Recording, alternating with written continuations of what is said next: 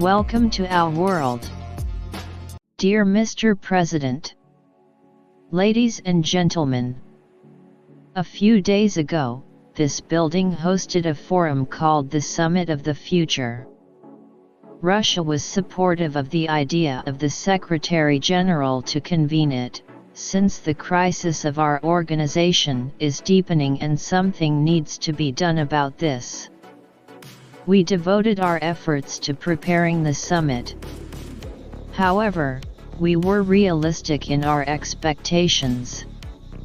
There have been many ambitious events in the modern history of the United Nations, which ended up with loud declarations which were soon forgotten. The Millennium Summit proclaimed the goal to free the peoples from the scourge of war. 2 years later, the United States of America, at the head of the coalition of the willing, invaded Iraq, the country which has yet to get over the devastating consequences of this affair under a ridiculous pretext, without the mandate of the UN Security Council. The 2005 World Summit declared its commitment to establishing a just peace in accordance with the purposes and principles of the Charter of the United Nations. But this sacred commitment did not prevent the United States and its allies from emboldening Georgia's then-leader Mikhail Saakashvili to launch an armed aggression against the people of South Ossetia and Russian peacekeepers in 2008. 3 years later, NATO orchestrated a military intervention in Libya that destroyed its statehood and undermined the stability of neighboring countries. In 2015, the UN Summit on Sustainable Development adopted grandiose plans to fight poverty and inequality. In the end, they turned out to be empty promises in the face of the unwillingness of Western countries to give up their neo-colonial practices of siphoning off the riches of the world for their own benefit. You can simply look at the statistics to see how many promises to fund development in the global south and transfer environmentally friendly technologies have actually been kept. The current UN Secretary General, Antonio Guterres, just like Kofi Annan and Ban Ki-moon before him, has put forward an initiative under the slogan of a new start for global cooperation. This is a wonderful idea. Who could disagree? But what global cooperation is there to talk about, when the West has trampled all those unshakable values of the globalization that speakers on the podium talked so much about, trying to convince us that they would give everyone equal access to the goods of modern civilization? Where is the inviolability of property, the presumption of innocence, freedom of expression, access to information, fair competition in markets under fair and constant rules? The Secretary General speaks of global cooperation at the very moment when the countries of the West have unleashed a veritable war of sanctions against more than half, if not the majority, of the countries of the world, and the US dollar, promoted as an asset and a good for all humanity, has been crudely turned into a weapon. Cuba has been subject to a trade blockade for more than 60 years, while the overwhelming majority of members of the international community have called for it to be lifted. In its pursuit of an increasingly unattainable goal of maintaining its dominance, Washington has blocked the normal work of the WTO to settle disputes and a reform of the Bretton Woods institutions, whose structure has long ceased to reflect the real balance of power in the world economy and finance. The UN wants to turn the West into a tool to promote its own selfish ends. The Summit of the Future showed that the number of attempts to blur the intergovernmental nature of the organization has increased. The long-awaited changes in the way the Secretariat is staffed, with key positions in fact occupied and inherited by representatives of the Western minority, have been curtailed. When the Secretary-General calls for a new approach to global cooperation, the Secretariat must promote unifying ideas, propose options for compromise, rather than find excuses to integrate pro-Western narratives into the work of the United Nations. It is not late to breathe new life into the United Nations.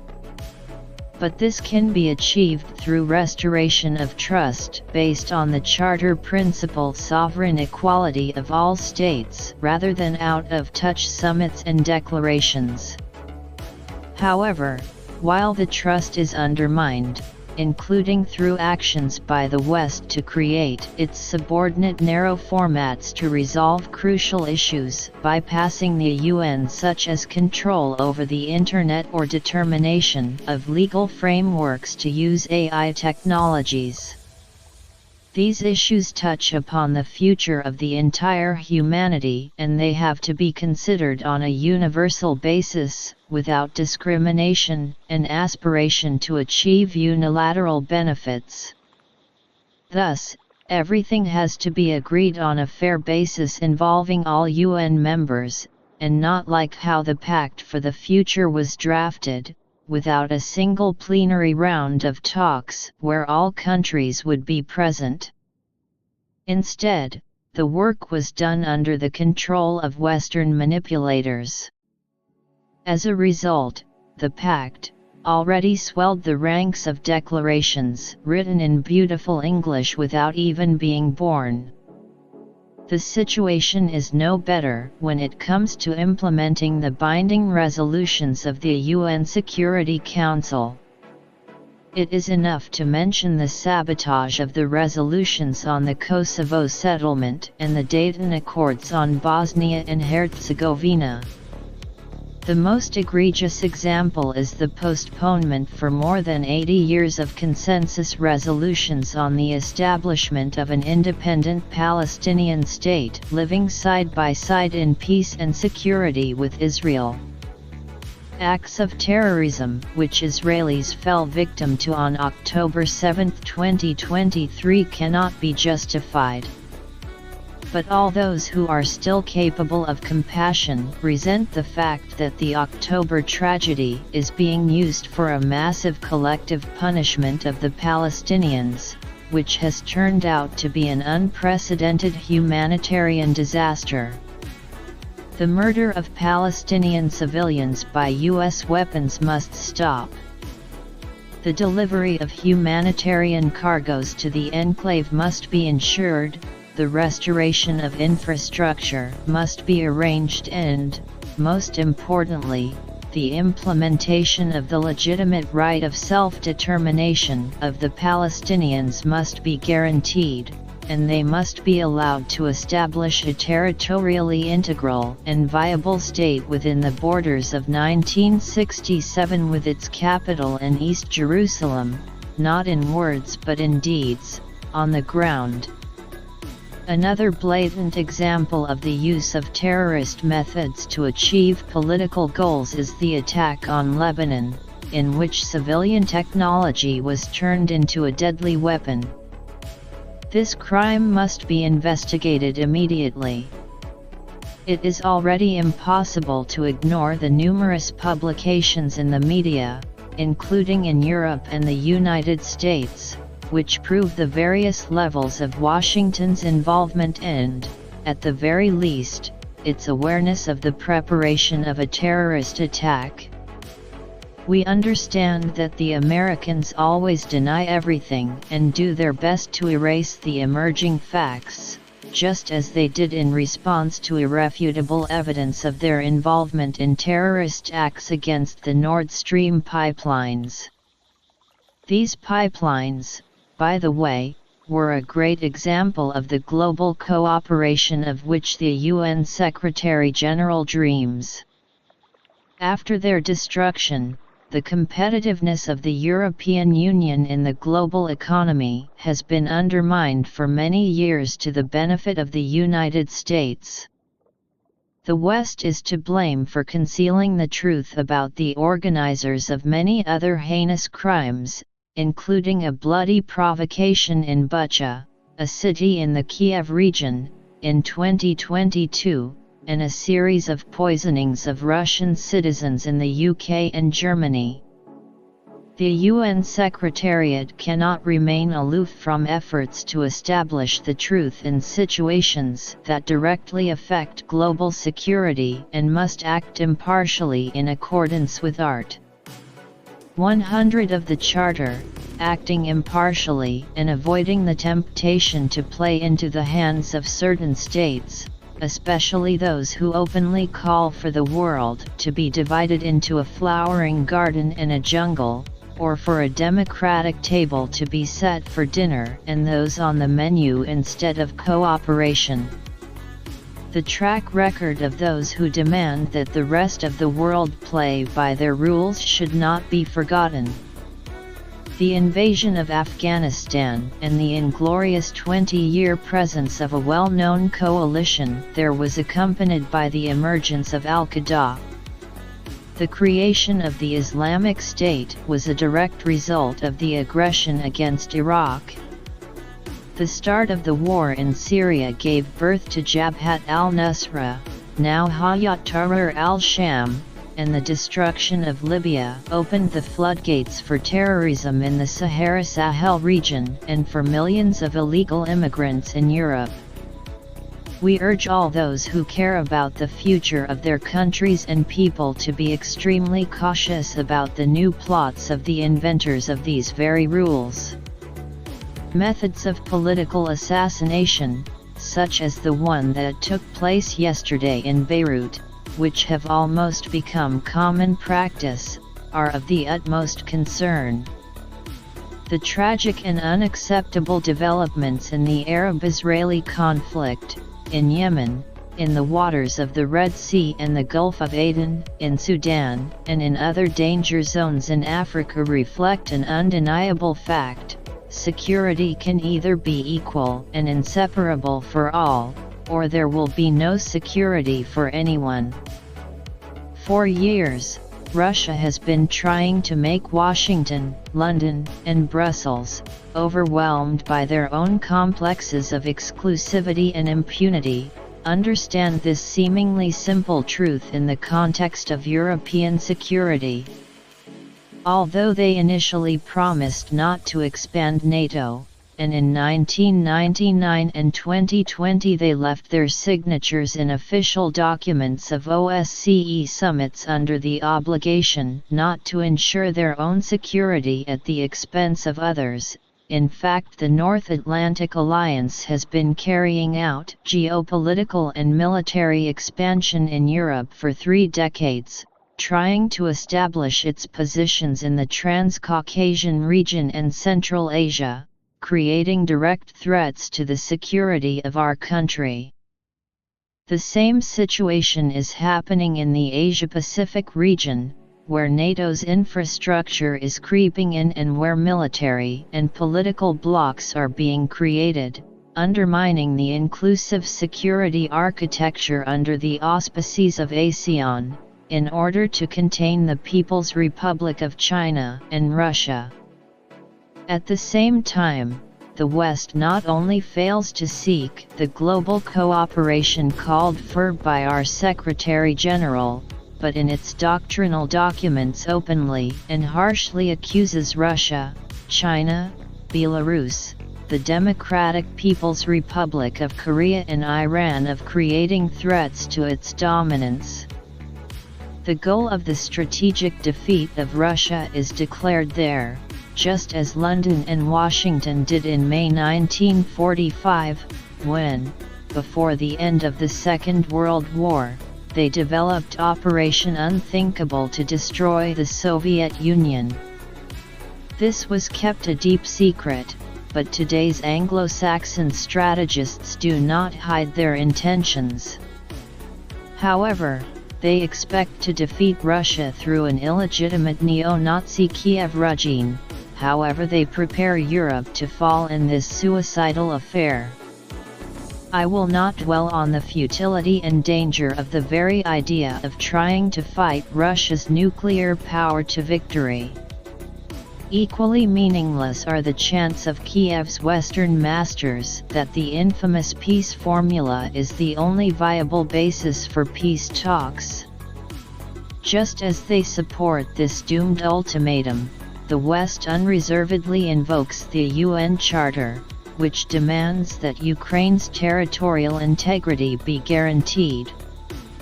I would like to remind colleagues in the UN Secretariat, among others, that the Charter is not only about territorial integrity. The very first chapter of the Charter proclaims the obligation to respect the principle of equality and self-determination of peoples. This served as the international legal basis for the process of decolonization, which is still ongoing, despite the opposition of the French, the British, and other former colonial powers. And in 1970, the General Assembly unanimously decided in its declaration that everyone must respect the territorial integrity of those states whose governments respect the right of peoples to self-determination and thus represent the entire population living in the territory concerned. I would like to stress that this was a unanimous decision of the UN General Assembly after many years of complicated discussions. There is no need to prove that the Ukrainian neo-Nazis, who seized power in Kiev in February 2014 after a bloody coup supported by the United States and its allies, never represented the Russian population of Crimea, Donbass, and Novorossiya. The Western leaders, who are obsessed with the topic of human rights at every given opportunity, pointedly remain silent about these rights in relation to racist actions of their Kiev clients. In light of this forgetfulness, I would like to remind another requirement of the very first article of the UN Charter, to respect the rights and fundamental freedoms of any person regardless of their race, gender, language, and religion. The rights of Russians and people associated with the Russian culture have been methodically eradicated following a coup in Kiev. The Russian language has been prohibited in all spheres on a legislative level: education, media, culture, and even everyday life. Another law banning the canonic Ukrainian Orthodox Church has been adopted recently. These gross violations of rights of Russians enshrined in the UN Charter, along with threats to security of Russia and entire Europe which comes from the Kiev regime and all those who pull it into NATO, are prime causes of the current Ukrainian crisis. The special military operation, which Russia is carrying out to protect its security, the present and the future of the people on their indigenous land, is aimed at eliminating them. We value the genuine aspiration of the entire range of our partners to promote mediation initiatives for the very best of reasons. We respect their constructive commitment to results as opposed to the dead-end peace formula of Volodymyr Zelensky. We encourage our friends to take the above-mentioned facts of the real causes of the present situation fully into consideration in their further efforts. No peace on the basis of the UN Charter is possible unless they are eliminated. The realistic settlement plan was set forth by President Vladimir Putin on June 14, when he once again convincingly demonstrated the goodwill of Russia to achieve negotiation agreements whose prospects were dropped by Kiev and its mentors following the 2014 coup, failure to comply with 2015 Minsk agreements and 2022 Istanbul agreements. The unprecedented level of hypocrisy and aggressiveness of the Western policy against Russia not only brings to naught the idea of global cooperation promoted by the Secretary-General, but even more so blocks the functioning of the entire global control systems, including the Security Council. This is not our choice. We are not to be blamed for the consequences of such a dangerous course. But everyone will feel the high cost if the West does not stop. It is obvious for the world majority that confrontation and hegemonism do not solve a single global problem. They just artificially restrain the impartial process of forming a multipolar world order which will rest on the equality of rights of big and small nations, respect the value of a human person, equality of men and women, right of the people to determine their own fate themselves. All of these is a quote from the UN Charter. Just as a principle of non-interference with internal affairs of sovereign states, whose restatement, to the shame of the UN members, was blocked by the US and their satellites at the very summit of the future during the adoption of a corresponding pact.